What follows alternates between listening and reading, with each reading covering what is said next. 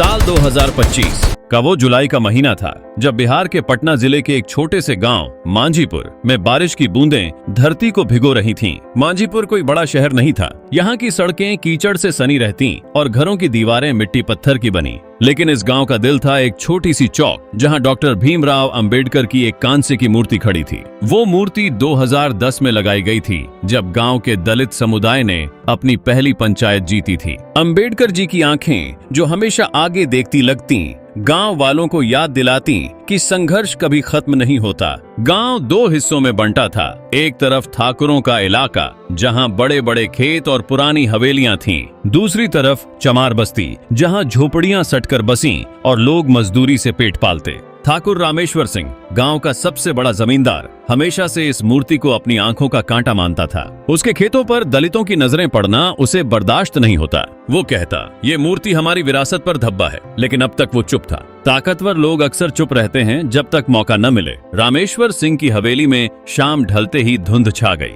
बारिश की बूंदें खिड़कियों पर टपक रही थीं। हवेली का आंगन जहां कभी भोज होते थे अब सुनसान था। रामेश्वर अपने दो भतीजों विक्रम और सुरेश के साथ कमरे में बैठा था। मेज पर एक पुरानी नक्शा फैला था, गांव का नक्शा जिसमें चौक का चिन्ह लाल स्याही से घेरा गया था। कल रात ही काम हो जाएगा, रामेश्वर ने फुसफुसाते हुए कहा। उसकी आंखें चमक रही थीं जैसे कोई पुराना बदला लिया जा रहा हो। मूर्ति तोड़ दो, सुबह तक कोई सुराग न बचे। पुलिस को कहना कि चोर आए थे। विक्रम जो थोड़ा झिझक रहा था बोला, चाचा अगर पकड़े गए तो? चमारों ने तो पहरेदारी बढ़ा दी है। रामेश्वर ने ठहाका लगाया लेकिन आवाज दबी हुई थी।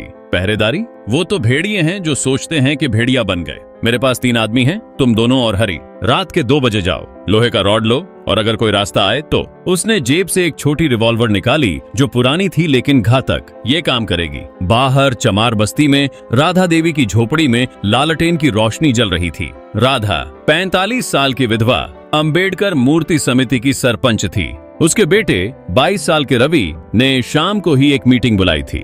10-12 जवान इकट्ठे थे, सबके हाथों में लाठियां, आंखों में जज्बा। ठाकुर की नीयत साफ है, रवि ने कहा। पिछले हफ्ते उसके खेत पर हमारी महिलाओं को घुसा दिया, अब मूर्ति पर निशाना। लेकिन हम तैयार हैं। हर रात 2-2 घंटे पहरेदारी। आज मेरी बारी है। राधा ने चाय का कटोरा थमाते हुए कहा, बेटा गुस्से में न पड़ना, कानून हमारा हथियार है, लेकिन अगर जरूरी हो तो। उसने अपनी साड़ी के आंचल से एक छोटी चाकू निकाला। ये याद रखना। रात गहराने लगी। गांव की सड़कें खाली हो गईं। केवल कुत्तों की भौंकने की आवाजें गूंज रही थीं। रामेश्वर के भतीजे विक्रम और सुरेश हरी के साथ मिलकर हवेली से निकले। उनके कंधों पर लोहे का रॉड लिपटा था, जेब में रिवॉल्वर। बारिश ने उन्हें ढक लिया था जैसे आसमान भी उनकी साजिश का साथी हो। चौक के पास अंबेडकर की मूर्ति के नीचे रवि अकेला खड़ा था। उसके पास एक पुराना टॉर्च था जो कभी कभी झपक जाता। हवा में मिट्टी की सोंधी खुशबू थी और दूर से ट्रैक्टर की आवाज आ रही थी, शायद ठाकुर का कोई आदमी। रवि का दिल धड़क रहा था। वो सोच रहा था, क्या आज रात वो आएंगे? 2 महीने पहले एक मीटिंग में ठाकुर ने खुलेआम धमकी दी थी, ये मूर्ति हटेगी वरना। बाकी शब्द हवा में उड़ गए थे। तब से बस्ती में तनाव था। रवि ने फोन पर अपने दोस्तों को अलर्ट किया था, सब तैयार रहो। इधर जंगल के रास्ते से रामेश्वर के आदमी चुपचाप बढ़ रहे थे। विक्रम का पैर कीचड़ में फिसला लेकिन सुरेश ने पकड़ लिया।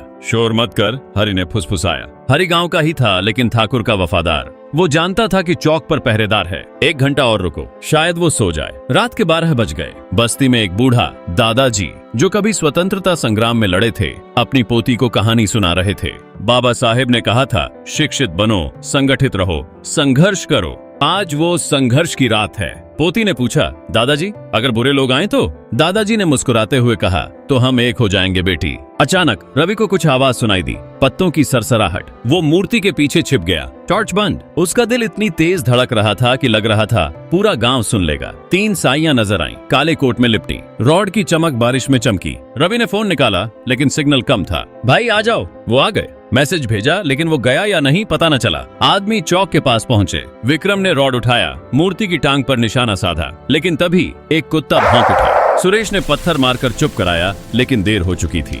रवि ने चिल्लाया, रुको, कौन हो तुम? टकराव एकदम से भड़क उठा। विक्रम ने रॉड घुमाई, लेकिन रवि ने लाठियां उठा ली। मूर्ति को छूने की हिम्मत मत करो। रवि की आवाज में गुस्सा था, लेकिन कंट्रोल। तभी बस्ती से और लोग दौड़े आए। रवि के दोस्त बंटी और राजू। चारों तरफ से लाठियां चली। हरी भागने की कोशिश में फिसला और गिर पड़ा। सुरेश ने रिवॉल्वर निकाली, लेकिन अंधेरे में निशाना चूका। गोली दीवार से टकराई और गांव जाग उठा। राधा देवी दौड़कर आईं। बस करो, खून खराबा मत करो। लेकिन विक्रम ने रवि पर हमला किया। रवि गिर पड़ा, लेकिन उठा और विक्रम को पकड़ लिया। कुश्ती में दोनों लिपट गए। सुरेश ने फिर गोली चलाने की कोशिश की, लेकिन राजू ने उसका हाथ पकड़ लिया। तुम्हें मार देंगे। तभी ठाकुर रामेश्वर खुद आ गया। वो हवेली से देख रहा था और भागा आया। छोड़ दो इन्हें, ये मेरे आदमी हैं। उसकी आवाज में घबराहट थी, लेकिन राधा ने चिल्लाया, तुम्हारी साजिश थी। सबूत है, नक्शा, रॉड। गांव वाले घेरा बना चुके थे। दादाजी भी आ गए, लाठी थामे। रामेश्वर, तेरी हेकड़ी आज टूटेगी। रामेश्वर ने रिवॉल्वर छीन ली सुरेश से और रवि की तरफ तान दी।